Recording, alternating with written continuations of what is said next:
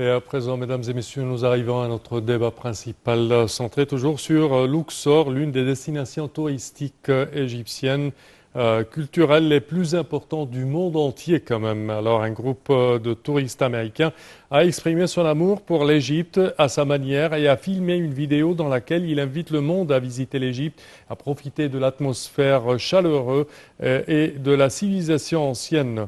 Cela s'est produit lors de leur visite à Luxor et à Aswan, car Luxor est considéré comme l'une des destinations touristiques culturelles les plus importantes qui possède un tiers des antiquités du monde entier. Et pour aborder ce sujet, mesdames et messieurs, nous avons le plaisir d'accueillir au bout du fil M. Antoun Youssef Bourdadi, qui est guide touristique et chercheur en antiquité égyptienne. Bonjour, M. Antoun. Bonjour, M. Sameh, et bonjour pour tous les spectateurs. Bonjour.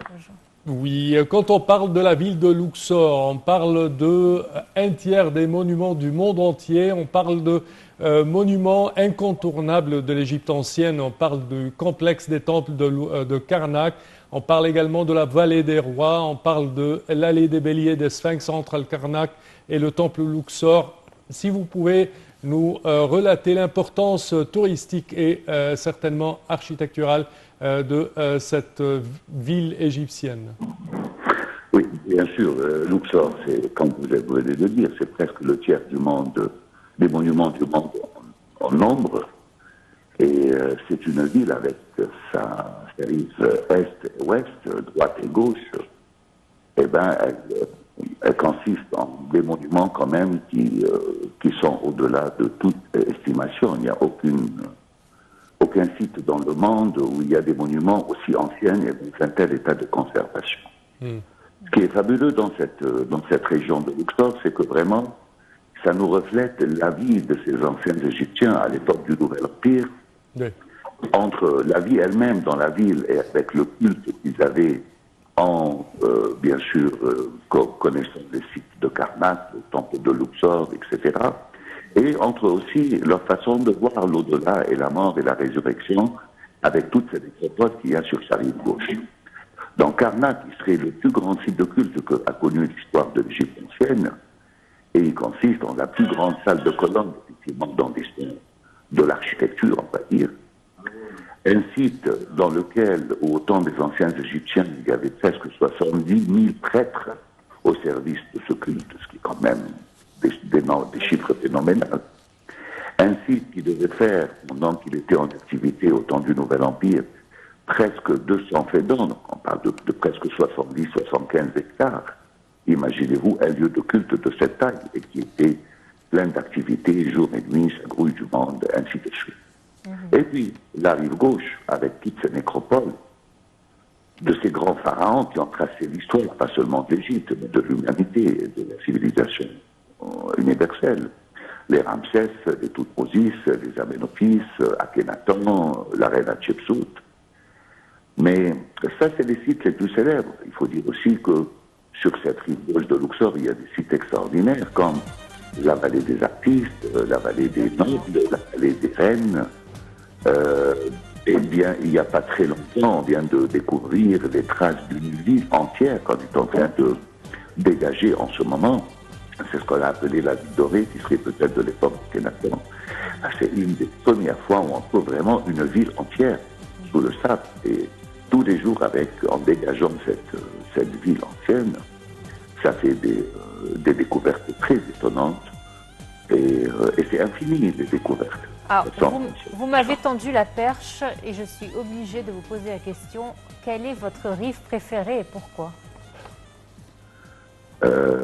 Ah oui, c'est une question piège. Vous m'avez tendu la perche, je suis désolée. Il n'y a rien à dire. Tout est extraordinaire quand même. Tout est extraordinaire. Parce que là, on parle de tous les domaines. Vous savez, l'égyptologie, c'est toutes les sciences en même temps. Mais je sais qu'il y a toujours une préférence. Dans la journée, c'est plutôt une rive et durant la soirée, une autre. C'est très différent. C'est très différent. La rive est, c'est des monuments grandioses, des monuments de culte. Mais il est vrai que sur la rive gauche, quand même, il y a des choses extraordinaires. Donc, il y a quelques tombeaux de nobles C'est vrai. qui sont dans un état de la qualité de l'art. Et puis, ce qui est fabuleux, c'est que ça nous montre la vie de ces Égyptiens il y a des millénaires. Quelle qualité de vie. Quand on pense à la tombe de Nacht, la tombe de Rekhmira, on voit la vallée des artistes, les tombeaux des artisans. C'est vrai que la vallée des rois et tout ça, c'est grandiose, bon, c'est extraordinaire. Mais quand même, il y a des... Si on parle de l'art, de la qualité de la vie des gens, c'est incroyable de penser que ces scènes qu'on a devant nous sur les murs de ces tombeaux, que c'est des gens qui ont vécu il y a des millénaires. C'est vrai, c'est vrai. Monsieur Antoun, avant la restauration de l'allée des Sphinx et des Béliers et son inauguration depuis quelques années, la ville de Luxor était je dirais, comprenait plusieurs grands monuments, certainement, tels que le complexe, le temple de Karnak, également le temple de Luxor. Mais une fois que cette allée a été restaurée, je pense que la ville tout entière s'est transformée en un musée à ciel ouvert et également, c'est enchantant quand même de passer juste cette distance. Oui, la ville de Luxor elle-même, c'est une ville qui a une identité un peu différente de toutes les villes de l'Égypte. Ouais. Parce que c'est une ville qui est au-dessus de l'ancienne ville de Thèbes, bien évidemment. Donc la ville en elle-même, c'est un musée à ciel ouvert, et avec sa rive est et ouest.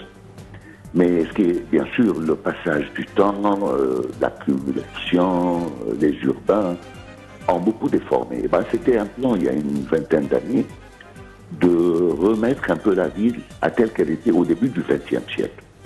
C'est-à-dire retrouver un peu la ville, enlever des urbains un peu sauvages qui ont apparu au centre-ville, etc. Et on a bien dégagé le temple de Luxor autour, l'avenue de la Gare, un peu tout ça. Mais il y avait une tentation, c'est qu'il y avait cette allée de Sphinx où on voyait un bout du côté du temple de Luxor, et puis elle disparaît sous la ville, et puis elle réapparaît du côté de Karnak. On savait qu'elle était un chemin de lien entre les deux sites, mais il y avait cette tentation, est-ce qu'elle existe encore sous la ville ou non? Et c'est là, avec quelques sondages, chaque fois qu'ils ont levé des immeubles ou des bâtiments urbains sauvages, on fouille en dessous, et on trouvait qu'elle est tracée. Et c'est de là que est venue effectivement cette décision courageuse de dégager presque une partie du centre-ville et de dégager l'allée. Et ce qui a été le plus étonnant, c'est que presque tous les socles sont là, une grande partie des Sphinx était encore là intacte. Et voilà, ça a été... c'est vrai que ça a beaucoup rajouté. Oui. Le fait de dégager des urbains et de sortir cette allée, d'inaugurer, et ça soit la promenade en pleine ville entre les deux sites, ça a lié effectivement les éléments de la ville dans un contexte historique extraordinaire. Ça a un charme incroyable, bien sûr. Imaginons que vous avez le portefeuille des antiquités en main. Quel serait le méga projet à Luxor que vous feriez là, par exemple, effectivement, dégager l'allée des Sphinx, ça a été une idée de génie. Vous concentriez vos recherches où et comment ou pourquoi? Ça, déjà, le portefeuille, je ne le veux pas parce que... Je vous le donne, c'est bon, il n'y a pas à négocier.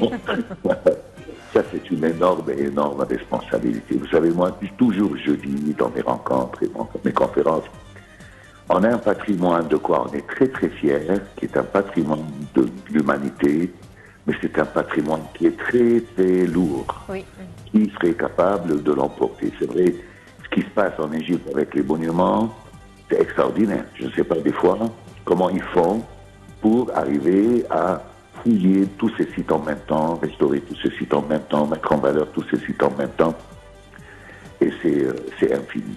Non, je ne peux pas vous dire, il n'y a rien qui me vient dans la tête, mais la continuité, tant qu'on continue à sauver nos monuments, à protéger nos patrimoines, à éviter qu'il y ait des formations du site, et tout en restaurant et mettant en valeur, ça je pense, c'est le meilleur moyen pour garder ce trésor pour les générations futures. Vous étiez en train de poser la question, le pourquoi du comment, il y a un instant, et justement, notre ancien ministre des Antiquités, du Tourisme et des Antiquités, Khaled Al-Annen, il disait que c'était la baraka, en fait. Exactement, c'est la baraka. Oui, Khaled Anan, quand même, il a fait beaucoup de choses, comme c'était un expert de toute façon.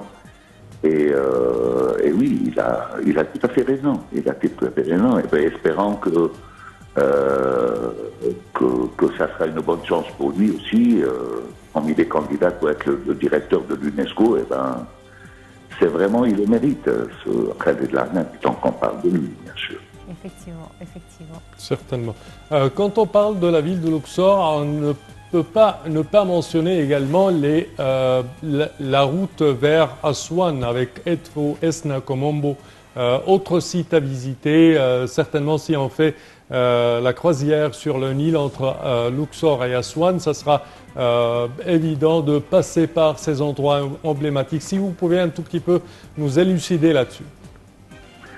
Alors oui, ça c'est important. Et ça, peut-être qu'il faut qu'on fasse un peu plus d'efforts pour des routes qui amènent entre Luxor et Aswan. Oui. Parce que l'accessibilité à ces sites à travers le Nil, elle est très bonne. On a tout fait pour faire des belles embarcadères, de l'accès jusqu'au site et tout ça. On a mis en considération que la majorité des touristes passent par les croisières. Mais on a un peu quand même oublié la route. Et bien, il y a beaucoup de touristes aussi qui font des circuits terrestres. Et là, je pense que l'accès à ces sites n'est pas très très bien. Bon, bien sûr, il y a des sites importants qui sont célèbres, comme Esna et Trou, comme Ambo, qui sont des temples somptueux. Mais il y a d'autres sites aussi qu'on oublie, qui sont extraordinaires, comme la nécropole d'El-Kap. Et ça, c'est plus visité par ceux qui font la croisière avec des petits bateaux qu'on appelle les Arabia. Il y a le site qui est le Jebel Selsela, qui est quand même des carrières anciennes des anciens Égyptiens. Oui. Et puis, il y a beaucoup d'autres petits sites entre deux, de quoi on ne parle pas beaucoup. Mais je pense qu'il est temps quand même de les mettre en valeur, de les mettre dans les programmes, que ce soit visitable. Et ça, il en faut une infrastructure, ça c'est sûr. Antoine Youssef Bourdadi, merci à vous. C'est toujours un plaisir de vous avoir avec nous sur NightTV International. Vraiment, c'est toujours un plaisir. Très bonne journée à vous. Et tout de suite, une courte pause et on se retrouve tout de suite après.